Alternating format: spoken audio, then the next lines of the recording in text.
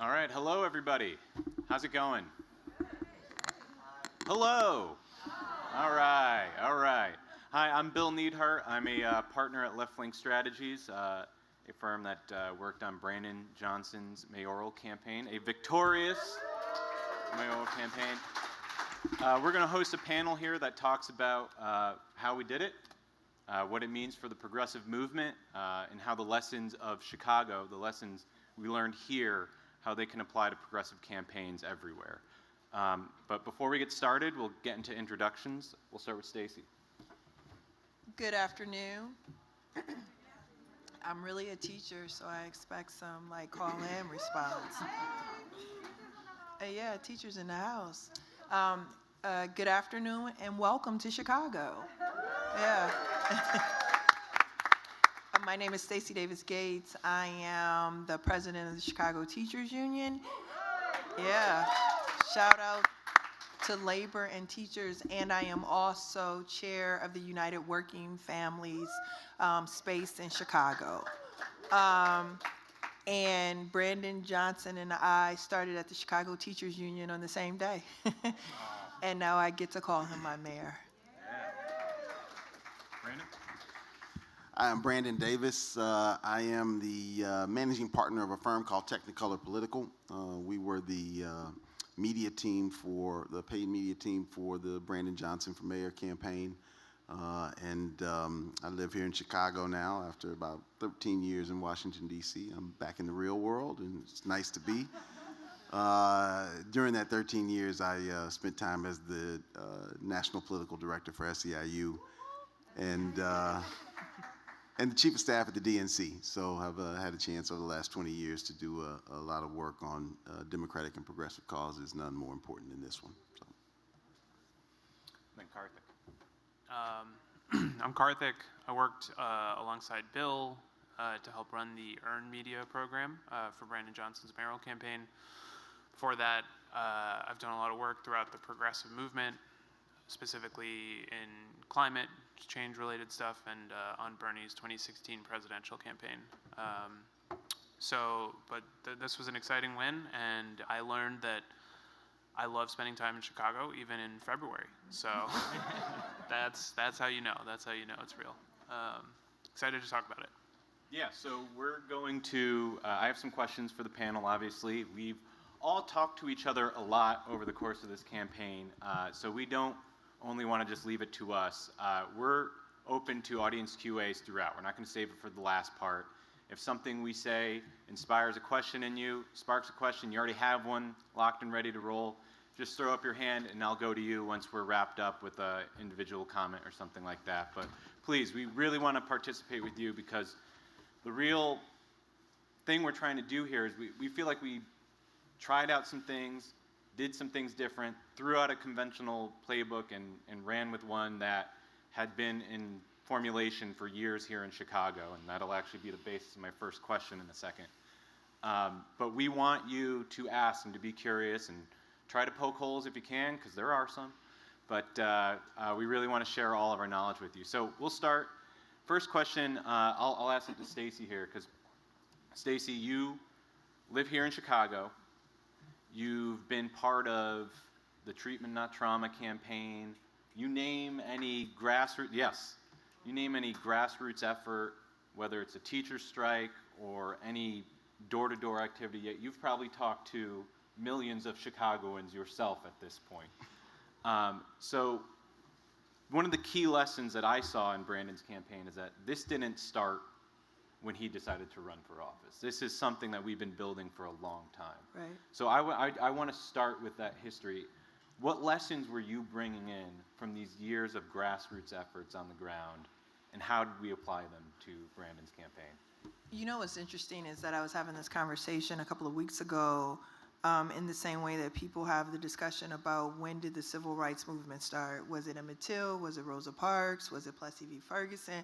Like, what was the thing that instigated the thing? And what I would say is that Chicago enjoys a kind of working class, revolutionary spirit. And it's always been here, right? what triggers this ability for people to like stake their claim and claim their space? That is probably survival, right? And in a deeply segregated city like Chicago, in order to survive it, you got to figure out how to fight. And so in 2007, SEIU, by the way, with Acorn at the time and other community groups, figured out how to anchor a fight about workers in big boxes. And they challenged the status quo. And they learned a lot of things there.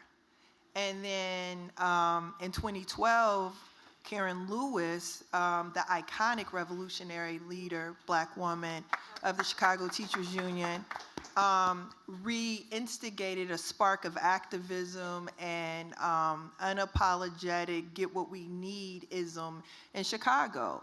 And so I would say our strike helped to normalize headlines and demands and regular rallies and work stoppages and protests, regularize it. It didn't mean it wasn't already going on, but we helped to normalize it, and we helped to give it content and description and narrative, and then we legitimized this ability to grow. And here's the thing that unions have to do: we funded it, even if we didn't understand it, even if it wasn't our, quote, bread and butter. So this idea that we get to Brandon Johnson, if I'm honest, we are so proud of that, and that was not the intention. Thank you. And this campaign would not have been possible without Stacey's leadership. And she mentioned a name that I think all of us on the campaign, Karen Lewis, was a huge figure to the campaign. I can tell you that. And a lot of what we were trying to do is just keep her memory alive and do the work that she set out. But I want to turn to my immediate guys here. Here's a question. How the hell did we do it? How did we win? I want to start with you, Brandon, because we were being outspent 3-1. You know the exact numbers, but on TV specifically, Paul Vallis was spending not just more than us. He was double, triple what we were able to do. So can you start by telling us how much we were being outspent by, and then how did that inform your strategy? Because I know progressive campaigns out there have been in a place where they're being outspent. Yeah. Even the bad ones, even the ones that are really in it, don't have to face 3-1. Yeah. So what happened there? Well, we didn't start out by being outspent. We had to close the deal by being being outspent. So just contextually to answer the question of how we did it, well, we got the most votes. But how did we get the most votes? I think that's the answer. Thank you. It's a legitimate path. I mean, look, one, you begin with, we had the goods. We had an authentic candidate that was of the people, and was supported by the people, had a voice to speak to the people, and had a position of understanding to speak to. And so it begins with that. Candidates really do matter, and their ability to connect and inspire people really does matter. The second thing that we had was a fairly fearless campaign. Jason Lee, the campaign manager, with the backing of CTU and Stacey primarily, along with SEIU and others, but the willingness to spend money early. We had the goods, but we also had a 2% name ID when we started, and so it wasn't quite as simple as as a path as it would have been had we been starting from a higher position. But what we had was folks who weren't afraid to go all in early. A lot of times you have campaigns where the idea is, well, let's hedge a little bit. Let's see how it plays out over the next 3 months and then make a decision, or next 3 weeks and then make a decision. And this campaign began spending on the same day, to communicate on the same day that Paul Vallis did. We started the same day, and we were able to be at the kind of parity early that allowed us to go from relative unknown, known within the movement, but not known to broader voters, to bouncing a incumbent mayor for the first time in 40 years in this city, and then winning a runoff where we were outspent 3-1. We were outspent by Vallis, but not just Vallis, but outside spenders who can be more aggressive and who don't have the same backlash politically that a candidate does for aggressive negative spending. So the 12.4 million, I think it is, to 4 million spending is a big difference in a race where the spending is on what many people at the time thought was the most potent issue in Democratic politics, the idea of defunding the police. And so it's not just that we were outspent. We were outspent with a dog whistle that I think most people expected the combination of those two things would carry the day. But what we did, I think, very effectively in the campaign was amplify what we had, a candidate that was able to connect with people. And ultimately, because of focused spending, making a set of choices that, one, we weren't going to spend traditionally. We started the campaign, Stacey and I talk about this all the time. You got a candidate with 2% name ID, you can either spend twice as much on 30-second ads saying his name, or you can spend half as much to get twice as much on 15-second ads. And so we blanketed the airways early with the connection of Brandon's name and something that people cared about, how he would engage. We didn't start the campaign with the traditional bio ads because nobody cared about our biography. We had to convince people that we cared about them and that he had a plan for the city before people cared about his biography. We didn't run bio ads until the runoff. We ran ads that were about what he would do for the city and why he understood your day-to-day life, because right now the only utility that candidates have in this political environment is authenticity. That is the only valuable thing that candidates have in a fairly cynical environment where people just don't believe in much and haven't been given a lot of reason to believe in much. And so we use that time to connect with people, to tell our story, to inoculate against the hits that we knew ultimately were coming, and to define ourselves. And we defined Brandon as what he was: a man raising his family on the west side of Chicago, an educator, someone who had dealt with the same kind of challenges and both violence in community and the kinds of responses that had not produced answers. And that understanding would translate to someone who in a mayor's office, when they had the opportunity to do the right thing for the people, would do it because he understood. And that's the story we told, and that fundamentally changed the electorate, which is what the path to victory was here. When you look back at the electorate, and this is the last thing I'll say before handing it off to Karthik, the byproduct of the strategy and the approach that we took, focused spending, not spending all our money on broadcast television or cable, but understanding that voters are in different places, engaging local creators to create content that didn't feel like campaign content, that felt like content from people that were speaking your language. The byproduct of that was a huge influx of younger voters in the runoff election. And the way that we were able to win was by changing fundamentally the makeup of the electorate in the runoff. 31.6% is the number greater of 18 to 24-year-olds that turned out in the runoff than turned out in the general election just a little over a month earlier. 24.5%, that's the number of 25 to 34-year-olds that turned out earlier.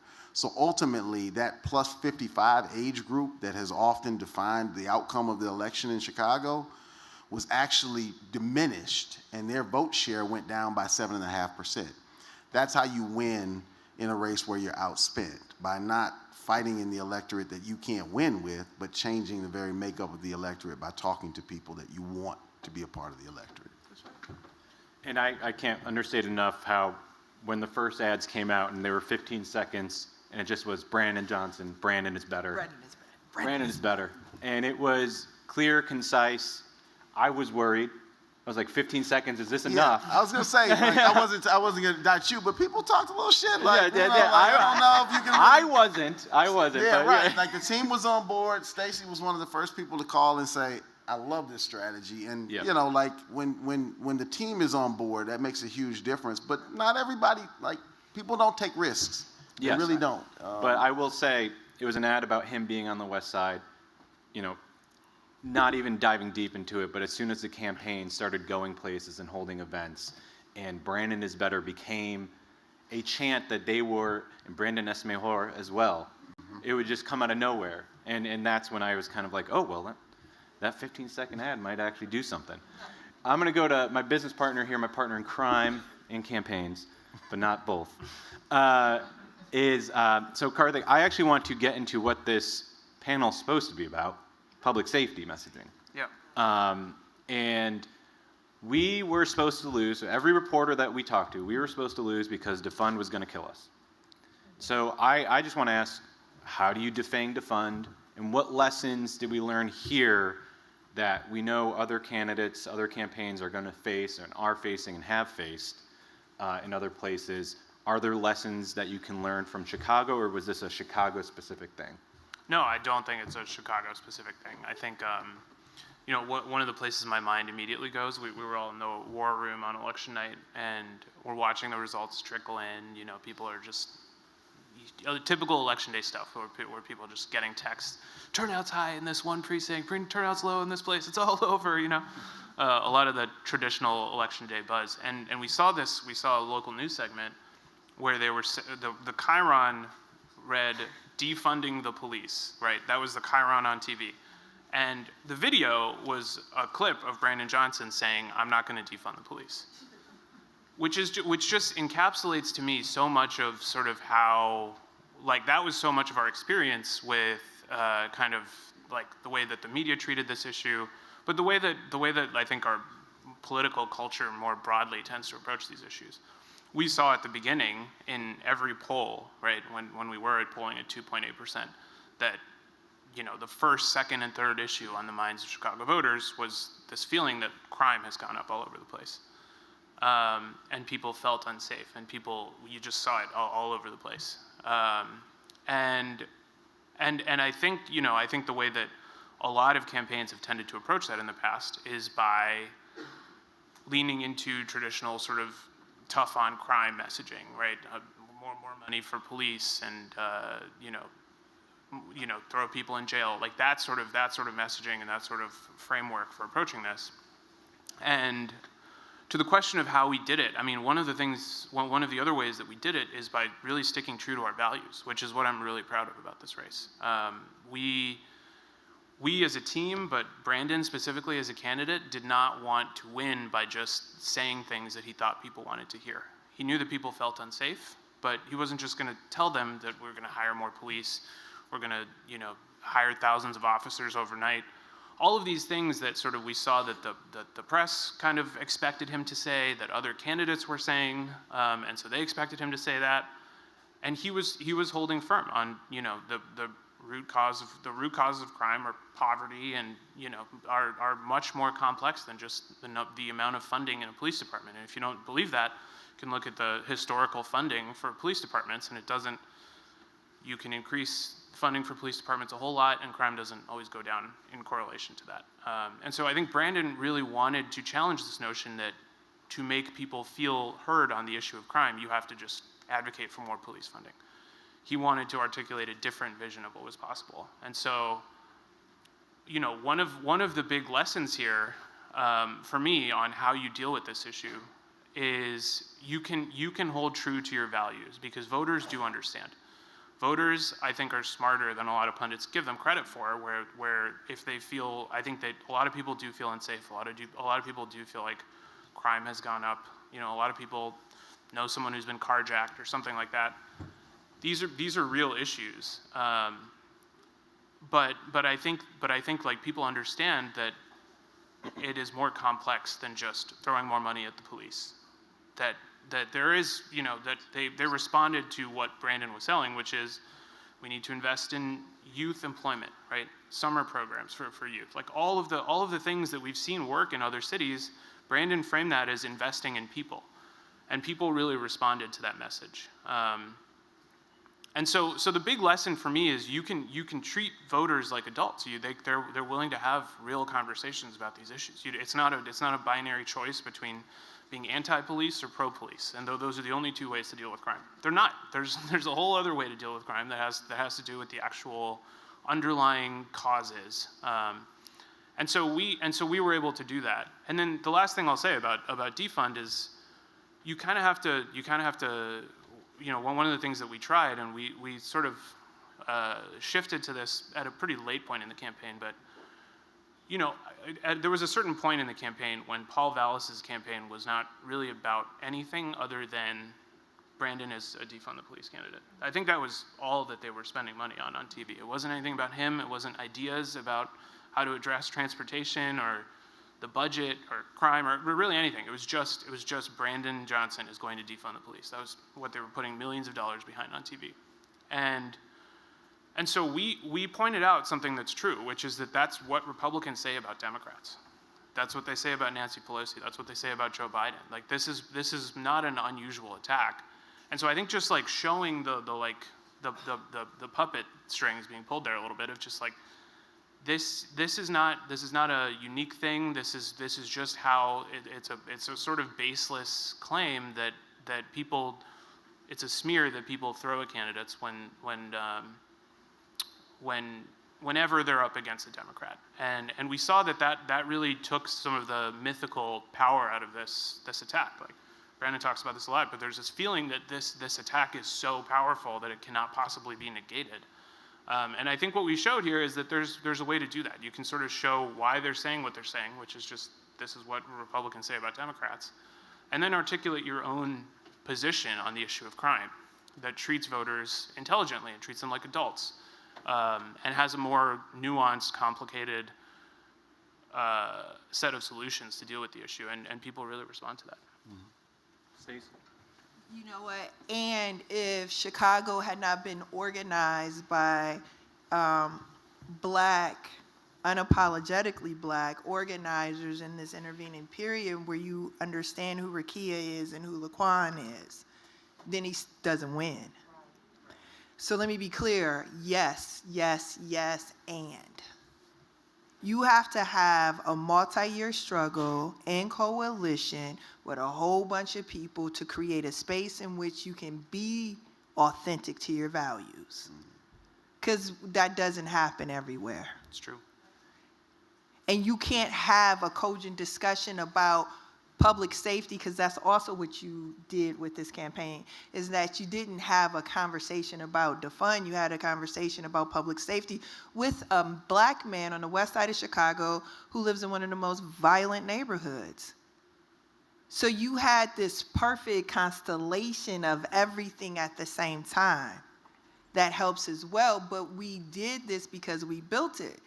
So when we talk about like the last two huge campaigns, United Working Families, our Coalition of Labor, this loose constellation of people who get down when it's time to get down.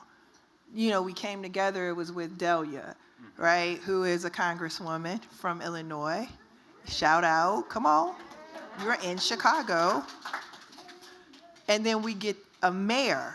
Both of these individuals come from the same place, the same movement. They didn't organize to become mayor and congressperson. They organized to create a better, more equitable, just space. Yeah. And so they get a amen corner, and people who don't really care. Listen, we have people who did not want our union or our movement to play electorally like this, because there's contradictions in all this complexity. And values are tested in this space. So how do you do this becomes, what are you fighting for? What do we need, and how do we consolidate on that? But you can't do that with someone who parachutes in. It's got to come organically through the struggle. And both of these individuals came through the struggle, so that's why I'm saying that it was laborious to repeat it over and over again, but that's also an organizer's job. Mm-hmm. And Brandon Johnson, paid organizer from the Chicago Teachers Union, is Mayor Johnson because he got reps. Yes. And he had authenticity because they remembered when they fill in the blank. Delia Ramirez can withstand a defund attack too, because she was attacked in the same way in DuPage County, which is a county that elects Republicans. too, and can win on the vision of instead of the defense of. Like, we get to play offense. But you can play offense because you create the court under which you play offense. That's the organizing. Yeah, really good point there. Yeah, that's exactly right. Jump in. No, it's just spot on. I mean, we shouldn't be afraid of the attack. Like, it's Yes. just not as, it has been so overused by the right that it lacks context anymore. Right. And we shouldn't be afraid of it in the ways that I think sometimes we are. And the way to fight against it is to force it into the light, but also to have a plan. People want to be safe. They want a plan that's smart. And so I think being able to articulate what you will do. It's not about, accepting the frame of the argument, defund or not. That is necessary but insufficient. What matters is being able to define a path to actually help people to feel safer in their community, because that's what people want. Brandon used to say very regularly, the challenge with being black in Chicago is we need to police the most, yet we're most concerned when we have to call them. And I think that just resonated with people. That is how I feel a lot of times. And so I think really speaking to that and claiming the mantle, and then I can't underscore what Stacey said more, the environment has been created. We're about to go through a series of races to determine Supreme Court justices and state's attorneys, and the environment is very different now in that voters, I think, understand that elected officials have a role to play here, and they're holding elected officials accountable to playing a role here. And so the environment is no longer sort of, our folks don't see the value in those races. Our base voters don't turn out in those races because they don't see the value, because we're constantly talking about that now. And they actually see the value more in localized races like mayor, like state's attorney, than sometimes they even see in their voting for the presidency, given the gridlock in Washington, D.C. And so there's just a lot of different cross currents that I think we should recognize, that the environment is shifting under our feet constantly. And we shouldn't, true to old notions. We have to, evaluate the environment as it is now, and create the environments that we want to run races in. I think that's very well said, Stacey. And again, if you do have questions, raise your hand at any point and I'll call on you, because we want to, this happened in Chicago, we want it to happen somewhere else. We want it to continue happening, continue building, and we know the grassroots isn't just here, it's been building everywhere. Yeah, I'll go with you and then we'll come up for you. Do you want to stand up and really project? Really obnoxiously. Do you think in part it's a matter of Democrats just need to control the narrative and not play into Republican talking points? Because it sounds like, I remember all the mailers I was getting, and so much I was hearing about Paul Vallis basically being a Republican, had made anti-abortion comments.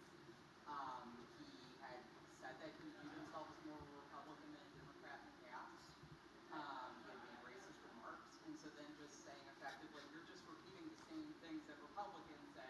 You called yourself a Republican, so just basically kind of ignoring what they're saying and yanking the rug out from under them and not letting them have the power that they act like they have but they don't really have? Or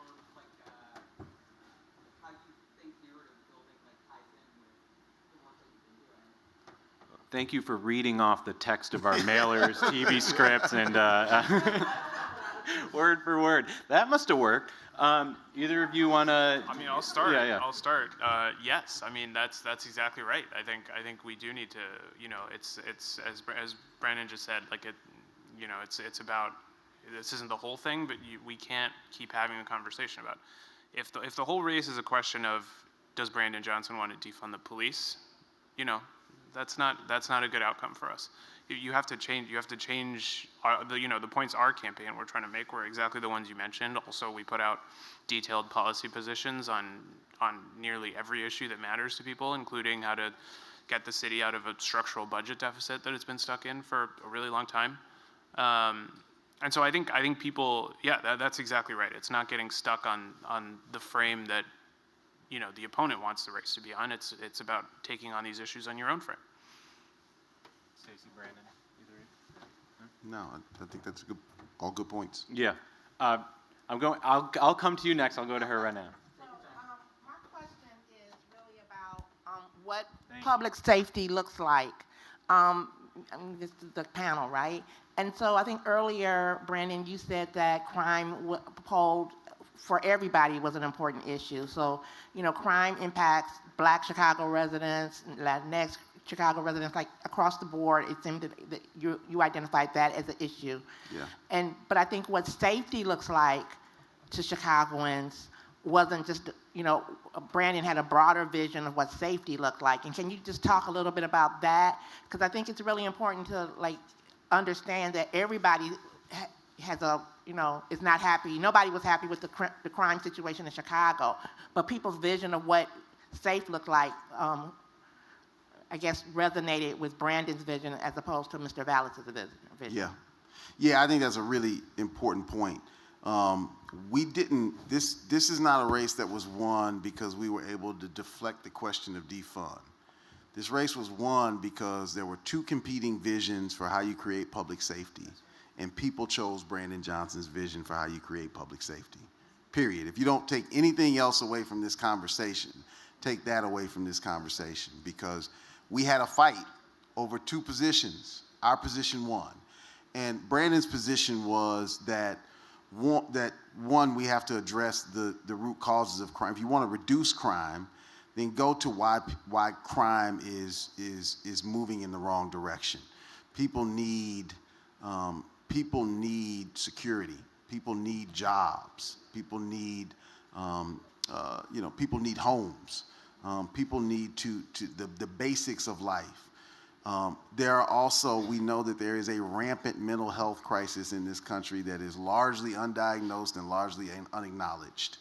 And people know that. Like the amount of focus groups that I see, that conversation and the way that conversation has really evolved to be part of solutions, investing in mental health. People understand that mass incarceration is not a path to public safety, that you really have to solve the sicknesses that socially are moving us toward a less safe environment. And so dealing with mental health. And then I think, you know, there was a lot of conversation during the months of the election and since about young people in this city and about young people all across the country. And some of it is that, you know, what has become a level of thrill seeking that was way different when I was, you know, in my 20s or in my teens. It's just different. And so I think some of it is dealing with the way that has evolved. But a lot of it is dealing with giving our kids a path to a future and developing and investing in them as opposed to demonizing them. And so when Karthik said earlier that this is really multifaceted, that this is not one single thing, I think that's what we did. And we used our media content to deconstruct the issue. You got to invest in people. That was the narrative of the campaign, to get to the narrative question earlier. It wasn't, the narrative wasn't about defund or not. The narrative was about investing in people and investing in communities. That was the choice. Either do that or don't. Brandon said do that. And when you do that, then you invest in mental health. You put people in positions where mental health crises are not the responsibility of the police, who are not equipped to deal with those. And that puts us in worse situations. And you invest in jobs and in ways that people can actually create a life for themselves, which reduces the desire to engage in criminal activity. And all of this work had a place because it already had a debate in the city. So again, I want to underscore the fact that Rahm Emanuel, when he was mayor in Chicago, closed mental health clinics here. And so there had been a protracted struggle on that issue. Police accountability became an issue for the voters to vote for people who now have the ability to hold that space accountable. So there have been a series of debates on if that should even happen. There have been a series of debates on if school resource officers should be in schools. So there was a place where people were engaged and who wanted to engage with other people. So you had door knockers and you had people on the telephone and you had volunteers who could see their issue manifest when when most people are paying attention. So these things work together, especially if you're going to take this position and be real about it. Right. And to that point, that campaign was successful in changing public opinion because if not that polling's everything, but if the poll that we ran had our argument for what we would do for public safety versus Paul's. No defund or whatever, just our argument versus Paul's, and ours was more popular. Every time. Just on the baseline level. Our argument for public safety was more popular with Chicagoans. That was a big part of it. More questions? Hi, thank you for all for being here. I really appreciate it. You guys talked about how you don't think that Chicago is an exception when it comes to public safety messaging. And I just wanted to ask, what do you guys make of the 2021 New York mayoral race, where the current mayor ran on a pretty strong, I'd say, tough on crime message? How would you, I guess, contrast that? And the sort of second part of that question is, I think most people agree with Mayor Johnson's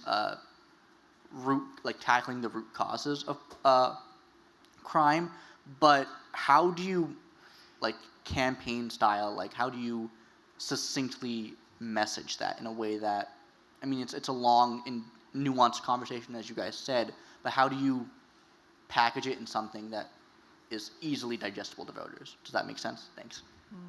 That's a good question.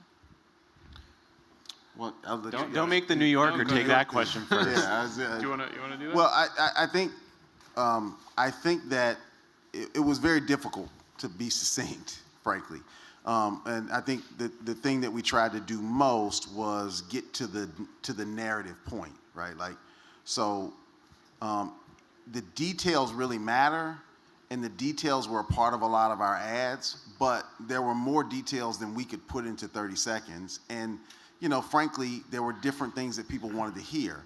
But what we were consistent about were the ideas that the issues undergirded. So a lot of times in campaigns, we always want to lean into policy so heavily. And for average voters, that's not really where they live. They live in this notion of more, are you with me or are you not? Do you agree with the things that I value or not? And people value investing in one another and investing in communities.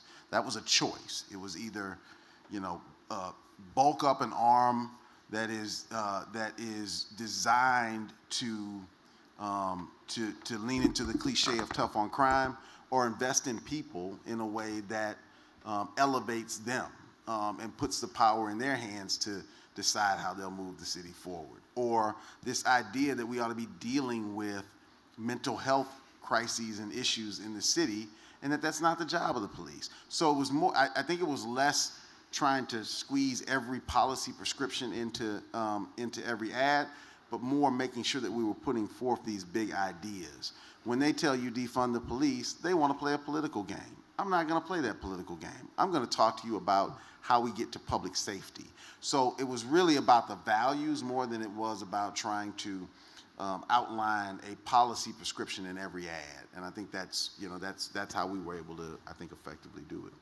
And I'll just add that I think one of the things that really helped that succeed is, what we also didn't do was just do an ad that said invest in people, right? Because that sounds hollow on its own. Like you need a couple of things to support that, and we did. It's about striking this balance between not getting super in the weeds, obviously, on policy stuff. Like we do have a several thousand-word public safety plan on the campaign site. Go check it out if you're masochistic. But like we didn't get into all that. But we did say like something that makes sense to people is Brandon said a lot, and we said in our ads like we're going to hire 200 more detectives to bring down the clearance rate. That's a really concrete example of a way we're going to address crime, right? It's not like people understand that murders go unsolved. That a lot of times, thefts go unsolved. And so, 200 more detectives. We're going to reopen mental health clinics that have closed. there's a couple of concrete specific points that illustrate what we mean when we say investing in people. So I think we found the right balance. So kudos. And don't underestimate the proxy of his identity and his address, his home address. That was also the shorthand. So when you talk about shorthand, how do you say it quickly? I'm a father raising my family in one of the most violent zip codes in this city. Yeah, that's true. Of course I'm invested. Sorry, I didn't mean to cut you off there. But yeah, and as someone, the only person on this stage that actually ranked Maya Wiley first on their ballot, I can tell you that what we did a little differently that they weren't doing in New York is, to give Eric Adams credit, he ran with a very clear agenda of what he was going to do about public safety. And I don't think the progressives really met that in New York, and we're still kind of paying for it right now. But we've shown a model here where that kind of clarity comes in, but we're going to do more questions. You're next.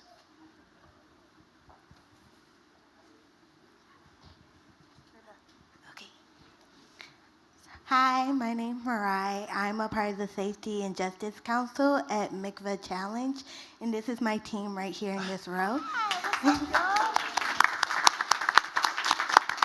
And basically, we're wondering, how did the idea of your definition surrounding public safety come about?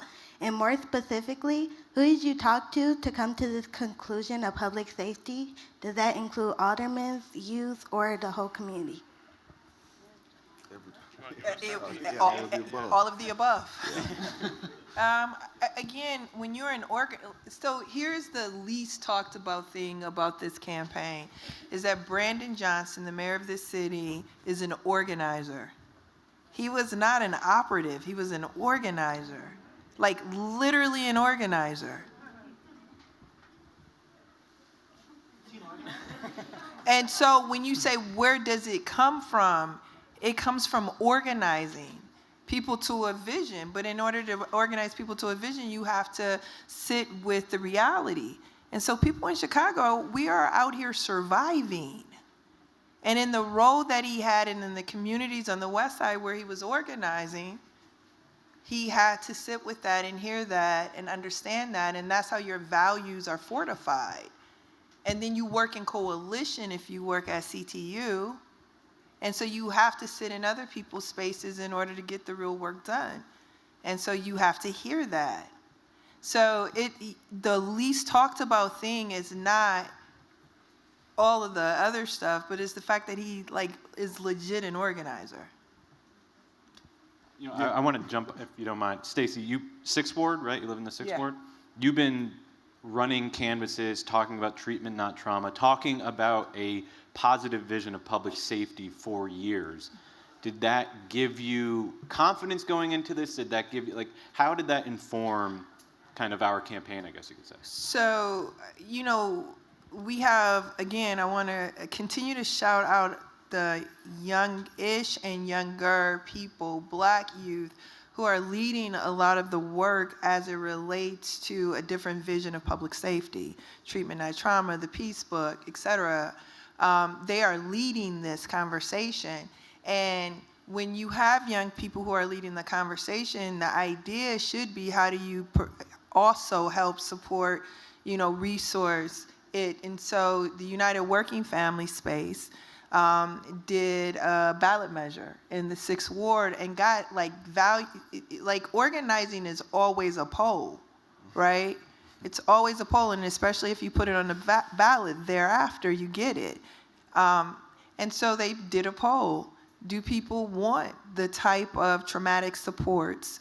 Do they want a whole community approach to public safety?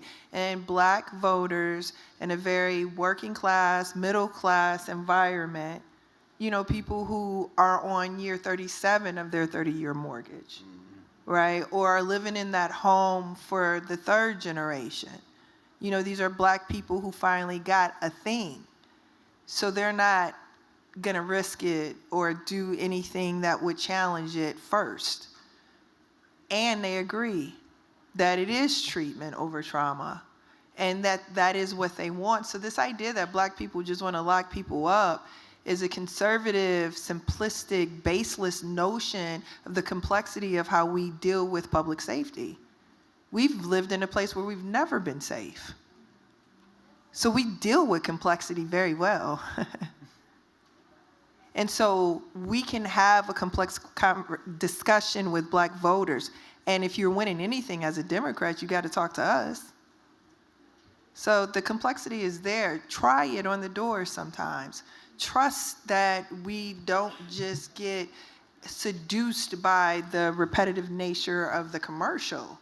Yes, and if you are presenting me with a contrast, not what I don't want, what do I want? Speak to that.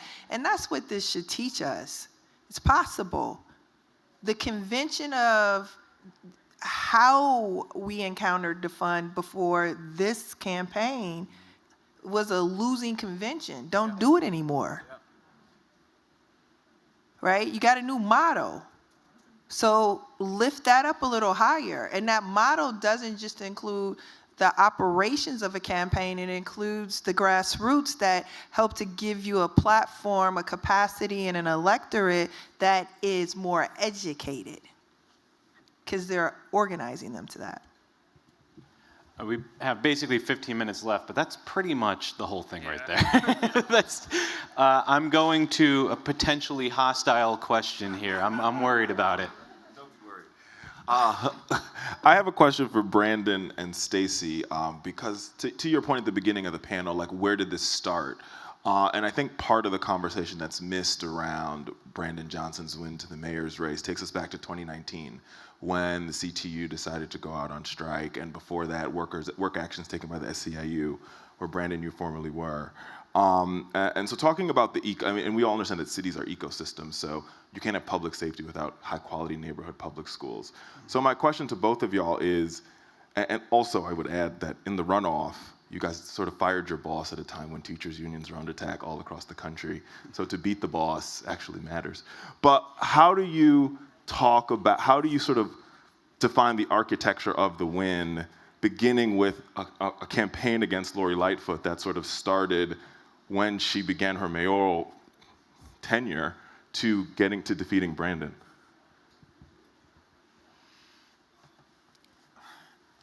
A movement holds people accountable. And so the former mayor won based in large part of her adoption of the movement's platform for equity and justice in the city. And what was underestimated was the severity of the need that that movement had and what it was willing to do in order to receive it. And it helps when I know you before, when we've struggled together before and we enter into agreement together, which that didn't happen with the former mayor. That juxtaposed to an organizing tradition. And I want to say this because I think that this is the secret sauce. You have labor in this city that is willing to invest in that which is unseen, necessary, and deeply unconventional, rooted in Black liberation. You don't get that everywhere. So do not underestimate the necessity of a Greg Kelly, a Erica Bland, a Diane Palmer. Because if you underestimate those people, all Black labor leaders, Jeff Howard, all Black, who are investing in the liberation in ways in which run counter to what we are taught to do in leadership. They are not holding the ball, they are passing it, and they shooting it. So that part, I think, is what I would underscore the most about that. Like, you don't get these guys here and pay for them. You don't trust Brandon for a 15-second commercial if you don't know him already. But he also understands it, see, and that's the beauty of having some sort of synergy in this way. Their biographies and their work and their commitment matters. No one takes a campaign. Jason Lee with a candidate polling at 2%. But he's an organizer too and was trained at our Summer Organizing Institute at the Chicago Teachers Union.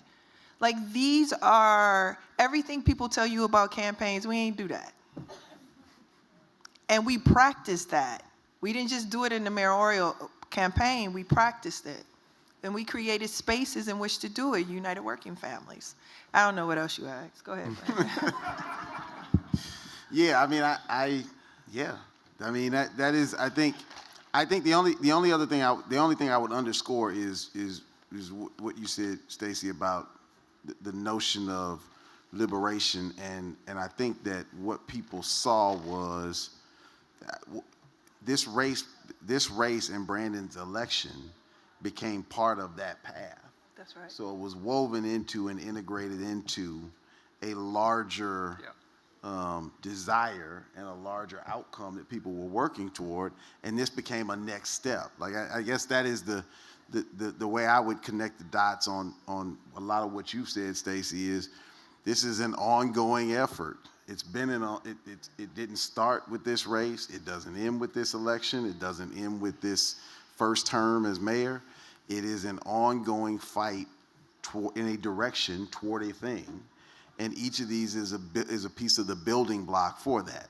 So if you want to start to move a city, then make sure you're building the building blocks. It doesn't start by waking up one day and saying, "Oh, there's going to be there's a weakened mayor running." No, you got to put that mayor in that position. You got to build the grassroots infrastructure that can capture the moment, that can rally around, that actually has power. Like all those things are the kindling for a fire that people can rally around, is what I would say. And that question came from Richard, our friend, who works with AFT.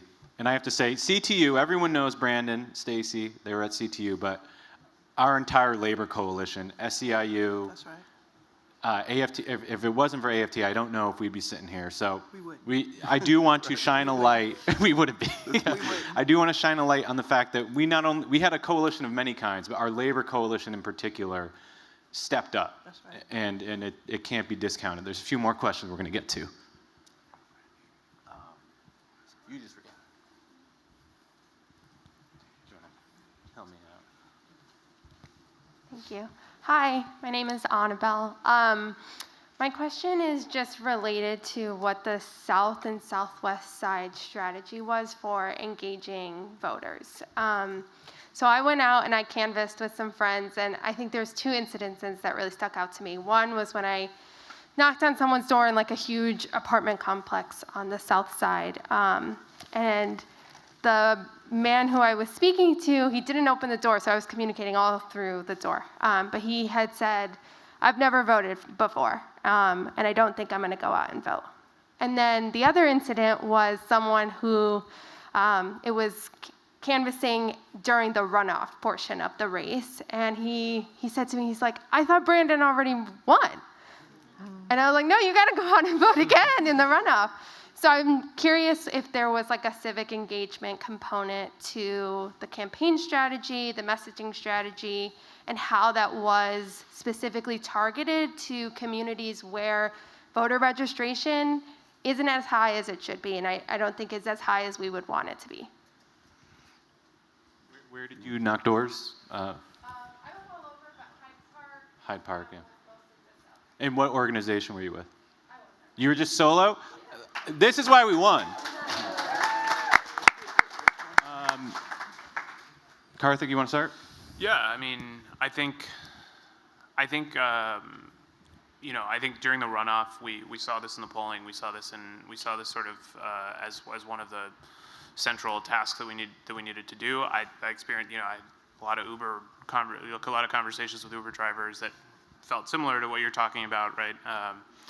And I think for me, it came back to like the core arguments we were trying to make, and our field team did an incredible job of like making sure that people knew they had to vote, that the election wasn't over.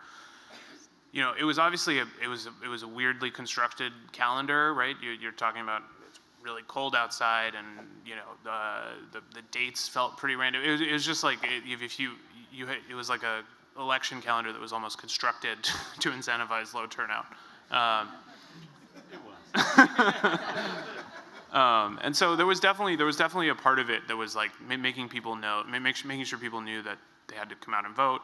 But I think like, I was surprised by sort of the level of like people knew that there was, because they felt it. If you turn on the TV for 10 seconds, there's no way to avoid the, like, we're talking about the $12 million that the Vallas campaign was spending. Like, you turn on the TV, you see the flashing lights of the cop car. That was it. That was Chicago in February and March. And so I think people did know that there was like I think people felt that there was like a battle being waged and that it was important.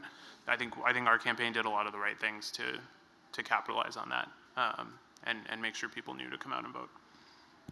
And I'll also just add, we actually had people like you knocking doors, and we knew that Vallas had people paid to do it, but he didn't have UFW to tap into.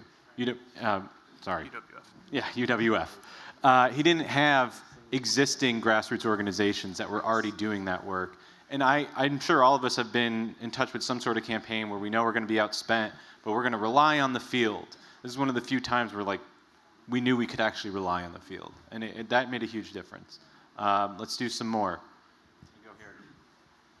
Thank you. I was wondering if you could speak to the role of memes in the campaign, which sounds kind of silly, but was actually really powerful. I feel like throughout the campaign on Instagram, there would just be different images of Brandon's face. It was the bootlegs for Brandon, a lot of great art just created by the people. And you talk about the youth vote coming in through during the runoff. It feels like there was a lot of energy organically on social media through some of these kind of artistic and meme type pieces.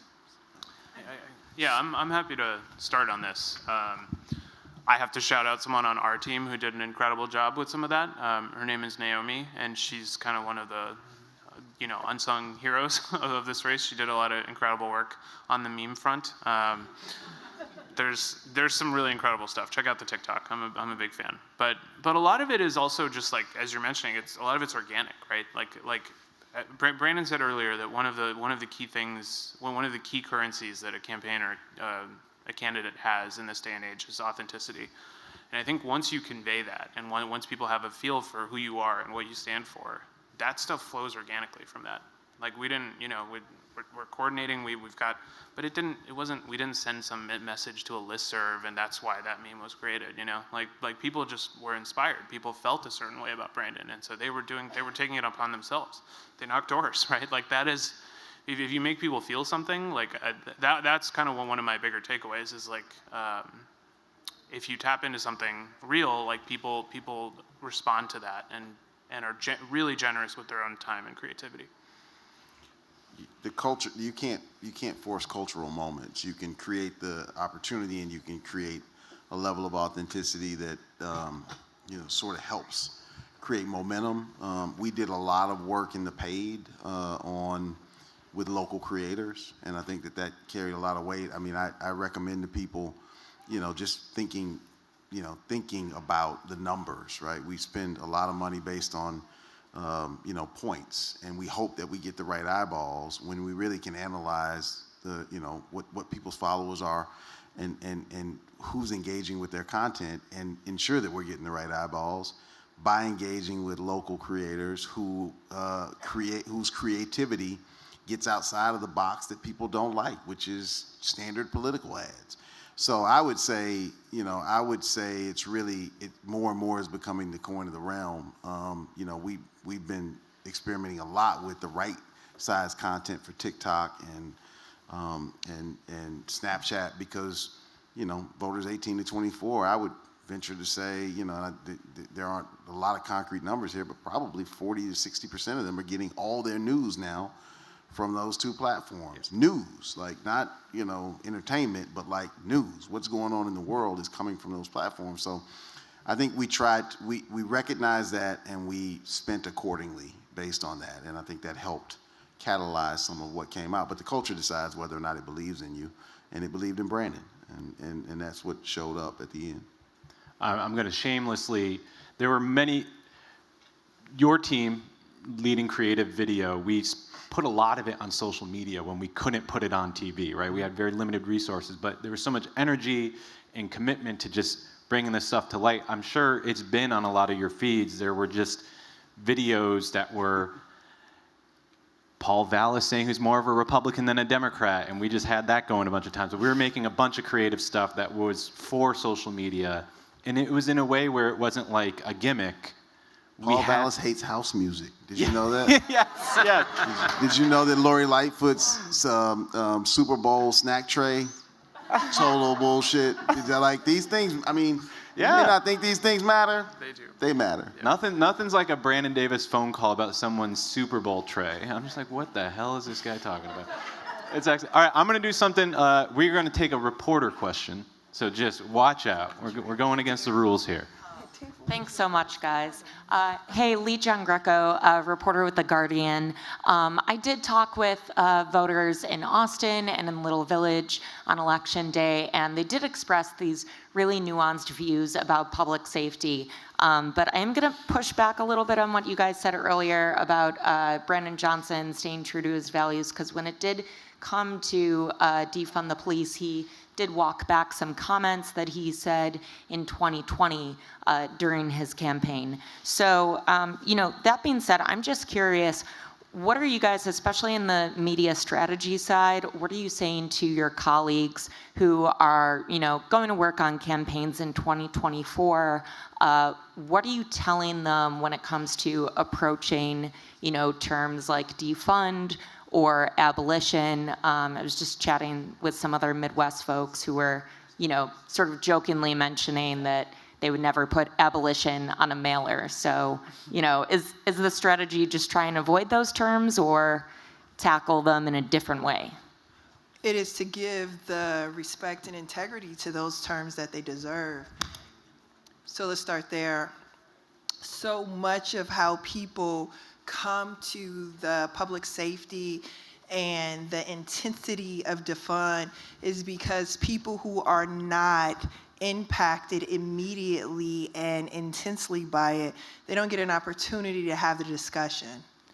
And so he didn't walk it back. What he did was tell you that it was more complex than defund.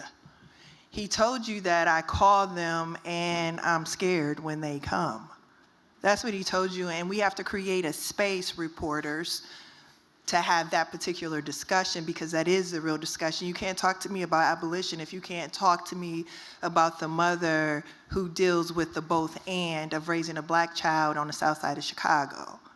And that is the space, that is the voice, and that is the place in which this debate was had. That's why he won. So those are the lessons. It's not if he can put the most radical term in a commercial. It is, can he speak to the complexity, the reality, and the need that I have in order to keep my son safe in this city? So that's what you got, Brandon. Brandon? Yeah, we're telling colleagues some of what I said earlier. I think there's a prescription here. One is, don't be afraid of the mythical power of defund attacks. Yeah.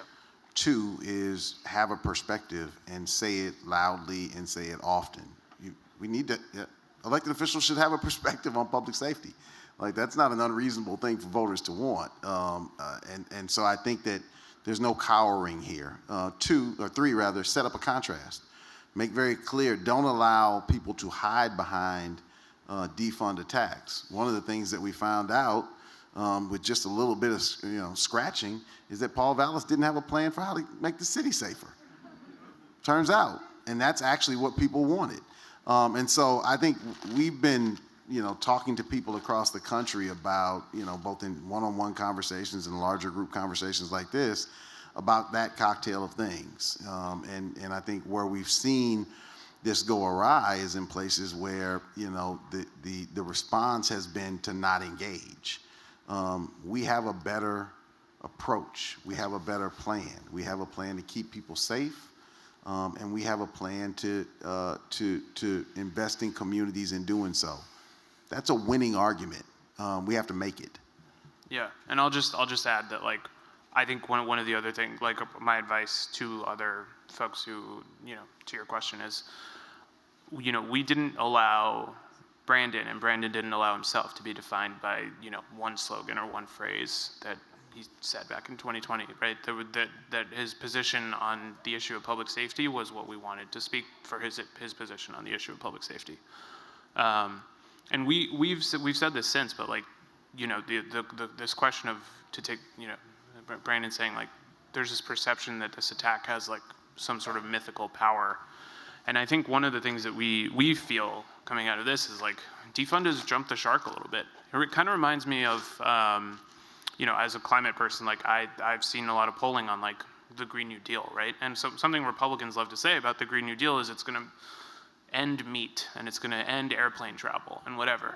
And if you look at the polling on that stuff, like people don't buy it. People don't buy that Democrats are going to end meat. You know, it just sounds ridiculous on its face. And I think we got defund to that place here, and I think it can be that. I think it can be this kind of like boy who cried wolf kind of thing. Anytime someone says it, just because I mean, and this was the truth. Like Vallis didn't actually have any other argument. And we're gonna wrap it up pretty soon. Just you being here, I remember your interview with Brandon when we were still running, and it was in Rainbow Push, and we were supposed to get a private room for the reporter and Brandon, Mayor Johnson, and instead, Reverend Jesse Jackson insisted on sitting in on it, and it was just one of those moments, though, where the way that Reverend Jackson wrapped his arms around Brandon, both figuratively and literally that day, stood up at his event. There was so much history behind Brandon's candidacy, and it's what Stacey was talking about with regards to, you know, ballot initiatives and Ward 6 and building that from the grassroots up, but it also was something that Jesse Jackson was working on decades and decades ago, and seeing that through line throughout the campaign, that was kind of what grounded a lot of us. It was just kind of like, okay, we know what we're trying to do here, we see the path, but we're pretty much out of time. Just the three of you, are there any parting thoughts, wisdom, gems that you want to leave folks with? I mean, Please say yes.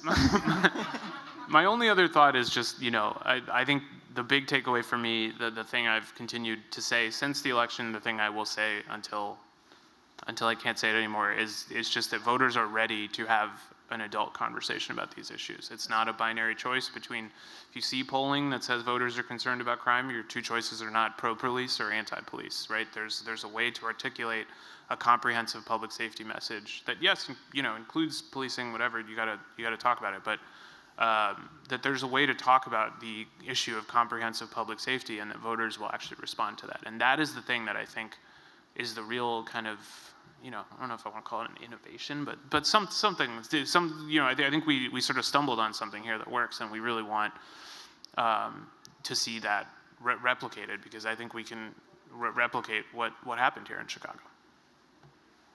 Yeah, elections are about contrast. You know, draw the contrast, have a position, say it loudly, and then, you know, we've seen, I think, over the last several years, it's been, you know, we win these races, and then we sort of regress into the background and don't continue to have the fights, in the political fights. And these political fights are necessary to continue so that we win the next level of fight. So I think, you know, the through line that Stacey has drawn for us in this is really important, and it's, you know, it's a line. So there's a little arrow at the end of it that we learned in school, which means it keeps going. And I think it's just really important to continue to have these political fights, to continue to advocate, to continue to agitate, because if we don't, then the other side sort of becomes more emboldened, and we fall back into the same trap. So I think that's what's, you know, incumbent on us all to do now, not just here in Chicago, but in all across the country. I think create the conditions and the capacity and the candidates that can create the space to usher in the equity and the justice that you need to experience and deserve in our world. These guys are able to convey that. They are confident that you can win with this because they have seen the conditions in which it works. And so it is I think the word is and we have to begin to live in the world, and because I actually think our survival in this moment depends on it. It's not a choice. It's a a question of our commitment. All right. That's all the time that we have. If you didn't get to ask your question, or if you come up with another one, I guarantee if you run into these three, they're more than happy to talk about how they help for. Oh, all right. I'll give myself a little bit. We are more than happy to talk about how we helped Mayor Brandon Johnson win his first election and how we plan to help him win his next election. And, because that line keeps going forward. So thank you all. We will see you all around. Thanks.